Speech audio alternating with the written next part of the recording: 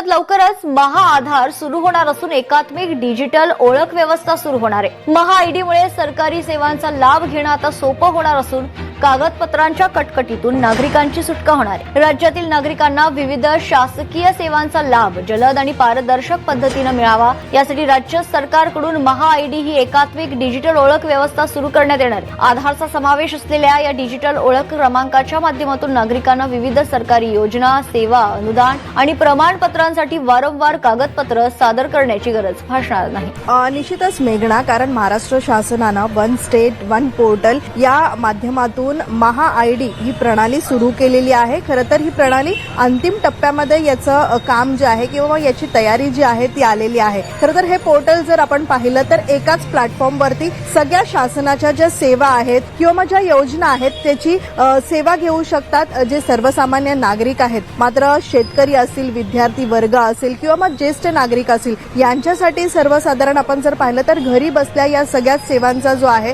तो लाभ त्यांना घेता येणार आहे। यापूर्वी आपण जर पाहिलं तर प्रत्येक सेवेसाठी किंवा मग ज्या प्रत्येक योजनेसाठी जे आहेत आपल्याला कागदपत्र द्यावी लागत होती आणि त्याची पडताळणी करण्यासाठी वारंवार वेळ लागत होता। मात्र हे आता होणार नाहीये, कारण महाआयडी आपण जर पाहतोय की या पोर्टलवरती आता एकदाच तुम्हाला लॉग इन करायचं आहे आणि त्या एकदाच लॉग इन नंतर तुमची जी सेवा आहे किंवा जी योजना आहे ज्यासाठी आपण कागदपत्र जी देणार आहोत किंवा मग ज्या कागदपत्रांची एकदाच पडताळणी होणार आहे ती सेव्ह होणार आहे आणि पुन्हा पुन्हा याची जी लॉगिंग करण्याची सिस्टम आहे ही करण्याची गरज भासणार नाहीये, कारण एकदाच ही संपूर्ण आता लॉगिंग केल्यानंतर पुन्हा पुन्हा कागदपत्र जोडणं असेल किंवा मग त्याची पडताळणी आहे ते होणार नाहीये। त्यामुळे अशा पद्धतीची सेवा जी आहे ती आता सर्वसामान्यांना मिळणार आहे आणि याची तयारी जी आहे ती अंतिम टप्प्यात आलेली आहे। त्यामुळे या एकाच प्लॅटफॉर्मवरती आता सगळ्या सेवांसाठी किंवा सगळ्या योजनांसाठी जे कागदपत्र जोडली असेल ह्या सगळ्याचाच लाभ जो आहे तर एकाच पोर्टलवरनं आता सर्वसामान्यांना घेता येणार आहे। मेघना,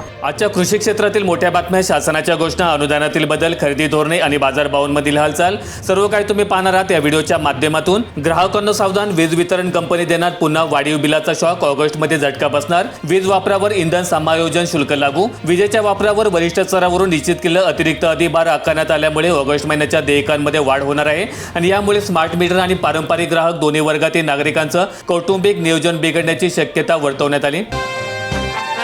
नदीजोड प्रकल्पामुळे दुष्काळावर मात करणार मुख्यमंत्री देवेंद्र फडणवीस यांची ग्वाही, मंजुरीनंतर पुढील वर्षी काम सुरू, समुद्रात वाहून जाणारं पाणी तुटीच्या खोऱ्यामध्ये वळवून मराठवाडा आणि उत्तर महाराष्ट्राला पूर्णपणे पाणी टंचाई मुक्त करण्याचं नियोजन आखण्यात आलंय। तसंच भविष्यातील पाण्याची निकड भागवण्यासाठी सांडपाण्यावर प्रक्रिया करून त्याचा पुनर्वापर करण्याचा निर्णय घेण्यात आलाय।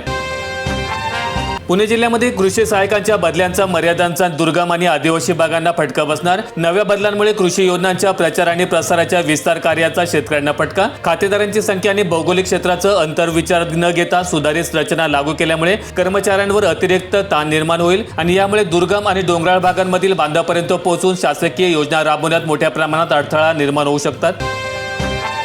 डिंबी धरणातून गोड नदीमध्ये 3250 क्युसेक विसर्ग, पाणलोट क्षेत्रामध्ये पाण्याचा जोर वाढल्यामुळे आवक वाढल्यामुळे जलविद्युत केंद्रातून सोडलं जाणारं पाणी बंद करून सिंचन विमुक्तोरे पाण्याचा प्रवाह सुरू करण्यात आलाय। खबरदारीचा उपाय म्हणून प्रशासनाने नागरिकांना जलप्रवाहात न उतरण्याचं आवाहन केलंय। लवकरच राज्यामध्ये महाआधार एकात्मिक ओळख क्रमांकाद्वारे सेवांचा लाभ, कागदपत्रांच्या दरवेळेच्या कटकटीतून सुटका, मुख्य क्रमांकाशी थेट संलग्न असणारी डिजिटल प्रणाली लागू करून विविध शासकीय विभागांमधील माहितींचं आदानप्रदान सुलभ केलं जाईल। यामुळे नागरिकांना विविध कल्याणकारी योजना आणि सवलतींचा लाभ मिळवताना पुन्हा पुरावे सादर करावे लागणार नाहीत। शेतकऱ्यांना दिलासा, ई पीक पाहणीसाठी नेमले राज्यामध्ये 63,000 सहाय्यक, 10 दिवस प्रक्रिया चालणार, 1,500 ओनर्स प्लॉट मागे एक सहाय्यक मानधन कृषी विभाग देणार, प्रत्यक्ष शेतात जाऊन पिकांची नोंदणी करण्याची जबाबदारी स्थानिक कर्मचाऱ्यांवर सोपवण्यात आली आणि या कामाचा मोबदला संबंधित कर्मचाऱ्यांना शासनाकडून दिला जाणार आहे।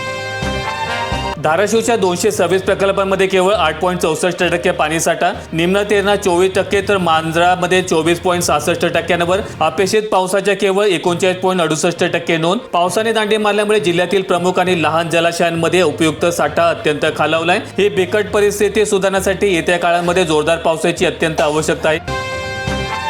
हिंगोली शक्तीपीठ महामार्गाला विरोध. हिंगोली येथे शेतकऱ्यांचा एल्गार. पाणीसाठी आलेले महसूल पथक शेतकऱ्यांनी परत पाठवले. अल्पभूधारक शेतकऱ्यांनी जमिनीच्या भूसंपादना विरोधामध्ये एकत्र येत प्रशासकीय पथकाला जमिनीचं मोजमाप करू दिलेले नाही. जमीन गेल्यासमध्ये उपजीविकेचं साधन हिरावलं जाईल या भीतीने त्यांनी लोकप्रतिनिधींमार्फत आपली भूमिका मांडण्याचा निर्णय घेतला.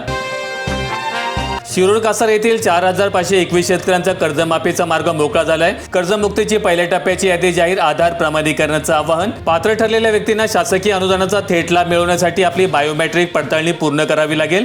प्रक्रिया यशस्वीरित्या पूर्ण झाल्यानंतर संबंधित बँक खात्यांमध्ये मदत वर्ग केली जाईल. आता मुख्यमंत्र्यांच्या वर्षावरच उपोषण. 29 ऑगस्टला मुंबईत धडक देणार. मराठा समाजाचे नेते मनोज जरांगे पाटील यांची माहिती. मराठा आरक्षणासाठी मनोज जरांगे यांनी पुन्हा एकदा तीव्र लढा उभारण्याचा पवित्रा घेतला असून थेट मुख्यमंत्र्यांच्या शासकीय निवासासमोर आंदोलन करण्याचा इशारा दिलाय. या आंदोलनाची पूर्वतयारी म्हणून त्यांनी मुंबईत जाऊन विविध ठिकाणांची पाहणी करण्याची योजना आखली. यवतमाळ जिल्ह्यामध्ये 1,94,000 लाभार्थ्यांची ई-केवायसी प्रलंबित. 22,000 शेतकरी विना फार्मर आयडी. किसान सन्मान निधीचा हप्ता रखडणार. जिल्ह्यामध्ये पीएम किसान सन्मान निधी योजनेतील पात्र लाभार्थ्यांचे प्रमाणीकरण पूर्ण न झाल्यामुळे पुढील हप्ता मिळवण्यामध्ये अडचणी निर्माण होण्याची शक्यता आहे आणि यासाठी प्रशासनाने विशेष मोहीम हाती घेतली असून नागरिकांनी तात्काळ जवळील केंद्रावर जाऊन ही प्रक्रिया पूर्ण करणे आवश्यक राहणार आहे. कापसाला रासायनिक खतांचा मोठा डोस. मजुरांचा तुटवडा. मजुरीचे दर गगनाला. 350 रुपये देऊन देखील मजूर मिळत नसल्यामुळे शेतकरी हवालदिल. पावसाने उघडीप दिल्यानंतर शेतात पिकांची वाढ होण्यासाठी तसंच तण नियंत्रणासाठी मशागतींच्या कामांनी वेग घेतलाय. मात्र स्थानिक पातळीवर रोजगाराचे पर्याय उपलब्ध असल्यामुळे मजुरांची तीव्र टंचाई निर्माण झाली असून शेतकऱ्यांना मोठा आर्थिक भुर्दंड सहन करावा लागतोय. हायवेवर 10 मिनिटात रुग्णवाहिका न पोहोचल्या 10,000चा दंड. भारतीय राष्ट्रीय महामार्ग प्राधिकरणाचा कडक नियम. महामार्गावर होणाऱ्या अपघातानंतर रुग्णांना वेळेत वैद्यकीय मदत मिळावी यासाठी प्रशासनाने विशेष नियमावली लागू केलेली आहे. सर्व रुग्णवाहिकांवर GPS सिस्टीमद्वारे बारकाईने लक्ष ठेवलं जाणार असून नियमांचं उल्लंघन झाल्यास संबंधित संस्थेवर दंडात्मक कारवाई केली जाईल.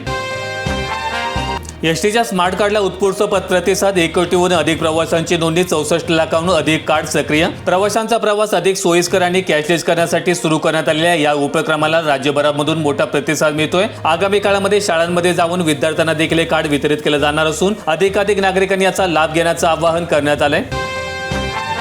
मंगळवेढ्या शेतकऱ्यांवर दुहेरी संकट. शीर-नांदगी तलाव वाटला. 11 ट्रान्सफॉर्मरचा वीज पुरवठा खंडित. शीर-नांदगी तलावातील पाणीसाठा संपत चालल्यामुळे 11 ट्रान्सफॉर्मर बंद. 1500 हेक्टर बागायती क्षेत्रामधील पिके जळण्याच्या भीतीने शेतकरी हवालदिल. आता सहखातेदारांचा हिस्साही भूसंपादनात होणार निश्चित. मोबदल्यावरून होणारे वाद. प्रकल्प विलंब टळणार. मंत्री बावनकुळे यांची माहिती. विकास प्रकल्पांसाठी जमीन अधिग्रहित करताना होणारे वाद मिटवण्यासाठी महसूल विभागाने नवीन मानक कार्यपद्धती लागू केली आहे. संयुक्त बुंदेच्या वेळी प्रत्येक सहधारकाचा प्रत्यक्ष ताबा आणि क्षेत्र स्पष्ट केलं जाणार असल्यामुळे मोबदला वाटप अधिक पारदर्शक होईल.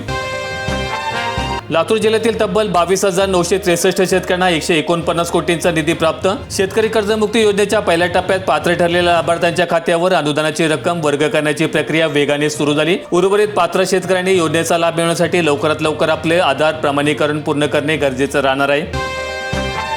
पुणे जिल्ह्यात सुमारे 83,000 शेतकऱ्यांनी काढला पीक विमा. 238 कोटी रुपयांचं मिळणार पीक विमा सुरक्षा कवच. पंतप्रधान पीक विमा योजनेमध्ये पुणे जिल्ह्यातील 83,000 शेतकऱ्यांचा सहभाग. 39,000 हेक्टर क्षेत्राला 238 कोटींचं संरक्षण. नैसर्गिक आपत्तीमधील आर्थिक जोखीम कमी.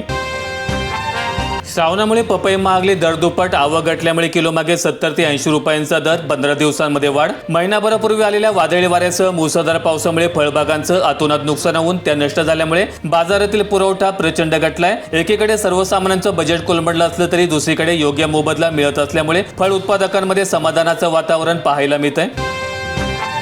टेंबूचं पाणी मानमध्ये पोहोचलं. नदीकाठच्या फळबागांना दिलासा. जनावरांच्या पाण्याचा प्रश्न सुटला. वाटंबरे बंधारा भरून पुढे मेथवड्याकडे प्रवास. पावसाचे 2 महिने उलटूनही समाधानकारक पर्जन्यवृष्टी न झाल्यामुळे विहिरी आणि कूपनलिका कोरड्या पडून शेती आणि पिण्याच्या पाण्याची तीव्र टंचाई निर्माण झाली होती. लोकप्रतिनिधींनी जलसंपदा मंत्र्यांकडे पाठपुरावा केल्यानंतर सोडण्यात आलेल्या पात्रामुळे दुतर्फा असलेल्या विहिरींची भूजल पातळी वाढून हजारो हेक्टर शेतीचा सिंचन प्रश्न मार्गी लागलेला आहे. व्हिडिओ आवडला असेल तर लाईक ठोका, शेअर करा आणि अशा दैनंदिन शेतकरी बातम्या अपडेट्स मिळवण्यासाठी सबस्क्राईब करून बेल आयकॉनचं बटन दाबा.